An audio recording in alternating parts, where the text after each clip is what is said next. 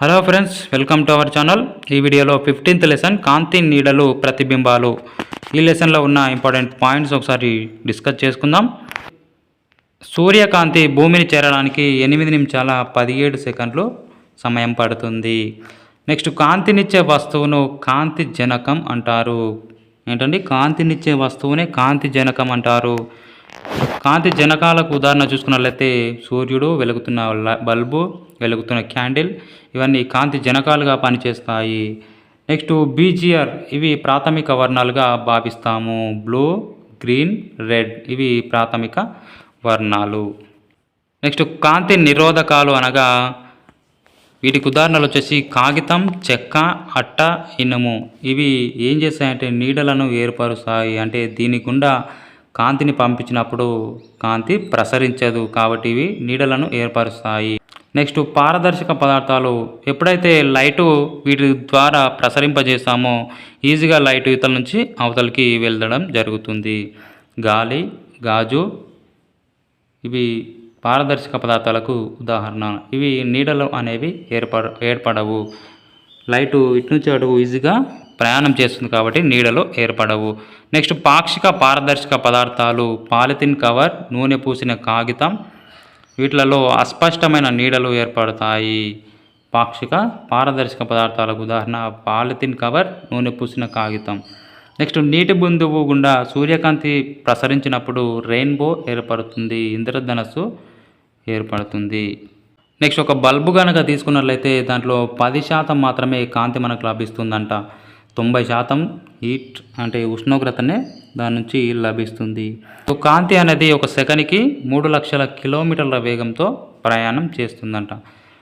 కాంతి అనేది ఒక సెకనికి 3 లక్షల కిలోమీటర్ల వేగంతో ప్రయాణం చేస్తుంది. ఆప్టిక్స్ దీన్ని దృశ్య శాస్త్రం అంటారు. కాంతి గురించి అధ్యయనం చేసే శాస్త్రాన్నే దృశ్య శాస్త్రం లేదా ఆప్టిక్స్ అంటారు. నెక్స్ట్, కాంతి భూమి నుండి చంద్రుని చేరడానికి 1.255 సెకండ్ల టైం పడుతుంది. కాంతి అనేది భూమి నుండి చంద్రుని చేరడానికి 1.255 సెకండ్ల సమయం అయితే పడుతుంది. నెక్స్ట్, సూర్యకాంతి సముద్రంలో 262 అడుగుల లోతు వరకు ప్రయాణిస్తుంది. నెక్స్ట్, నీడలకు ఓన్లీ ఆకారం మాత్రమే ఉంటుంది, రంగు ఉండదు. ఓన్లీ ఆకారం మాత్రమే ఉంటుంది, రంగు అనేది ఉండదు. వస్తువు ఏ రంగులో ఉంటే ప్రతిబింబం కూడా అదే రంగులో ఉంటుంది. ఒక వస్తువు ఏ రంగులో ఉంటే దాని ప్రతిబింబం కూడా అదే రంగులో ఉంటుంది. నెక్స్ట్, పరావర్తనం అనగా వస్తువుపై పడ్డ కాంతి తిరిగి వెనుకకు మళ్ళడాన్ని పరావర్తనం అంటారు, రిఫ్లెక్షన్. నెక్స్ట్, శరీరంలో కణుతులను తొలగించడానికి లేజర్ లైట్లను ఉపయోగిస్తారు. శరీరంలో కణుతులను, గడ్డలను వీటన్నిటిని తొలగించడానికి లేజర్ లైట్లను ఉపయోగిస్తారు, లేజర్ ట్రీట్మెంట్. నెక్స్ట్, నీడలు ఏర్పడడానికి కాంతి, అపారదర్శక పదార్థం, తెర అవసరం. నీడలు అనేవి ఏర్పడడానికి కాంతి మరియు అపారదర్శక పదార్థం మరియు తెర ఈ 3 అవసరము. నెక్స్ట్, వస్తువుల నీడలు చూసి వస్తువుల రంగును గుర్తించలేము. నెక్స్ట్, కాంతి అనేది రుజుమార్గంలో ప్రయాణిస్తుంది. కాంతి అనేది రుజుమార్గంలో అంటే సరళ రేఖ మార్గంలో ప్రయాణిస్తుంది. నెక్స్ట్, ప్రతిబింబం మరియు నీడ ఈ రెండు ఒకటి కావు. ప్రతిబింబం మరియు నీడ రెండు ఒకటి కావు. సన్ డయల్లో నీడల ఆధారంగా టైంని కొలుస్తారు. సన్ డయలలో నీడల ఆధారంగా సమయాన్ని లెక్కిస్తారు. గాలి, నీరు, గాజు ఇవి 3లలో కాంతి వేరువేరుగా ప్రయాణిస్తుంది. గాలిలో, నీటిలో మరియు గాజులో ఈ 3లో కాంతి అనేది వేరువేరుగా ప్రయాణిస్తుంది. ఇవి 15th లెసన్లో ఉన్నటువంటి important points. Next, 16th lesson సజీవులు మరియు నిర్జీవులు. మరి ఈ లెసన్లో ఉన్నటువంటి ఇంపార్టెంట్ పాయింట్స్, మన చుట్టూ రకరకాల వస్తువులు ఉన్నాయి. అందులో కొన్ని బతుకున్నవి, కొన్ని ప్రాణం ఉన్నవి, కొన్ని ప్రాణం లేనివి. నెక్స్ట్, కలవ గింజలు 300 నుంచి 400 సంవత్సరాల వరకు జీవించి ఉంటాయి. నెక్స్ట్, అప్పుడే పుట్టిన తిమింగలం 3000 కిలోలు మరియు 20 నుంచి 21 అడుగుల పొడవు ఉంటుంది. అప్పుడే పుట్టిన తిమింగలం 3000 కేజెస్ ఉంటుందంట, అంటే 3 టన్నులు ఉంటుంది. 20 నుంచి 21 అడుగుల పొడవు అనేది ఉంటుంది. నెక్స్ట్, మొక్కలలో వికసించడం మరియు ముడుచుకోవడం ఇది సర్వసాధారణంగా మనము చూస్తూ ఉంటాము. నెక్స్ట్ జీవితాంతం మనలో జీవించి ఉండే కణాలు ఏవంటే మెదడు కణాలు చాలా చాలా ఇంపార్టెంట్. నెక్స్ట్ కిరణజన్య సంయోగ క్రియలో నీటిని కార్బన్ డైఆక్సైడ్ని ఉపయోగించుకొని మొక్కలు అనేవి పిండి పదార్థాలను తయారు చేసుకుంటాయి.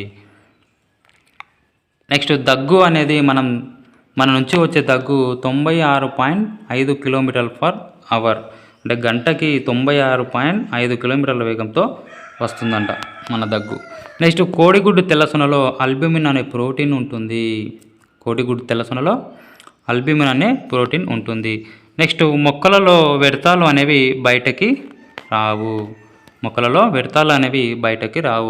ఇవి కరగని స్ఫటికాల రూపంలో కణాలలో నిల్వ ఉంటాయి.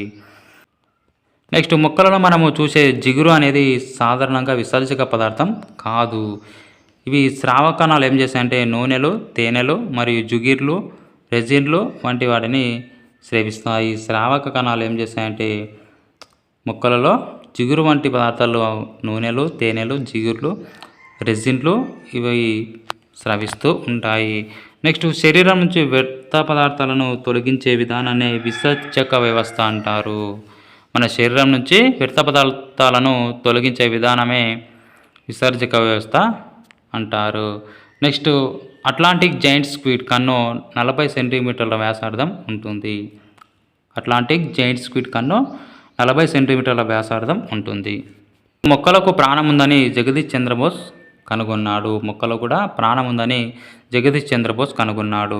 నెక్స్ట్ మన గుండె 30 అడుగుల దూరం వరకు కూడా మనము రక్తాన్ని పంపు చేస్తుందంట. మన గుండె అనేది 30 అడుగుల దూరం వరకు రక్తం పంపు చేస్తుంది. నెక్స్ట్ కొన్ని చెట్లు రాత్రి వికసిస్తే మరికొన్ని చెట్లు పగలు వికసిస్తాయి.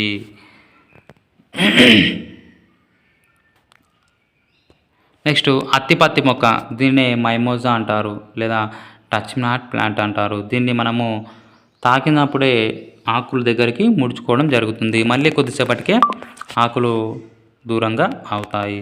నెక్స్ట్ వానపాము అనేది లైట్కి ప్రతిస్పందించి చీకటిలోకి వెళుతుంది. వానపాము లైట్కి ప్రతిస్పందించి చీకటి ప్రాంతంలోకి వెళ్తుంది. నెక్స్ట్ బ్యాక్టీరియాలు అనేవి అత్యధిక మరియు అత్యల్ప ఉష్ణోగ్రత వద్ద కూడా జీవించగలవు. బ్యాక్టీరియాలు అనేవి అత్యధిక మరియు అత్యల్ప ఉష్ణోగ్రత వద్ద కూడా జీవించి ఉంటాయంట. నెక్స్ట్ జున్ను తయారీలో శిలీంధ్రాలను వాడతారు. దీనిని కిణ్వన ప్రక్రియ అంటారు. Very very important. జున్ను తయారీలో శిలీంధ్రాలను వాడతారు, దానినే కిణ్వన ప్రక్రియ అంటారు. సూక్ష్మదర్శినిని జకారియస్ జాన్సన్ కనుగొన్నాడు. ఎవరు? జకారియస్ జాన్సన్. అతని తండ్రి ఎండ్స్ వీరిద్దరు కలిసి సూక్ష్మదర్శిని కనుగొన్నాడు. నెక్స్ట్ పీల్చే గాలిలో ఆక్సిజన్ మరియు హిమోగ్లోబిన్తో కలిసి శరీరం అంతా ప్రయాణిస్తుంది. పీల్చే గాలిలోని ఆక్సిజన్ ఏం చేస్తుంది? హిమోగ్లోబిన్తో కలిసి శరీరం అంతా ప్రయాణిస్తుంది. నెక్స్ట్ పుట్టగొడుగులు కూడా, మష్రూమ్స్ కూడా ఇవి ఒక టైప్ ఆఫ్ శిలీంధ్రాలు. ఇవి కూడా ఒక రకమైన ఫంగస్ లాంటివి. పుట్టగొడుగులు అనేవి ఒక రకమైన శిలీంధ్రాలే. చనిపోవడం అనేది సజీవులకు మరియు నిర్జీవులకు మధ్య దశ. చనిపోవడం అనేది సజీవులకు మరియు నిర్జీవులకు మధ్యస్థ దశ అంట. నెక్స్ట్ విత్తనాలు కూడా సజీవమైనవే, కానీ సజీవుల లక్షణాలన్నీ వాటిలో కనపడవంట. విత్తనాలు కూడా సజీవమైనవే, కానీ సజీవుల లక్షణాలన్నీ దీనిలో కనిపించవంట. ఇవి 16th లెసన్లో ఉన్నటువంటి ఇంపార్టెంట్ పాయింట్స్. ఇంతటితో 6th క్లాస్ సైన్స్కి సంబంధించినటువంటి అన్ని పాఠాలు కవర్ చేయడం జరిగింది. మన వీడియోస్ కనుక నచ్చినట్లయితే లైక్ చేయండి, షేర్ చేయండి. నెక్స్ట్ వీడియోలో నెక్స్ట్ క్లాస్తో మళ్ళీ కలుసుకుందాం. Thank you for watching.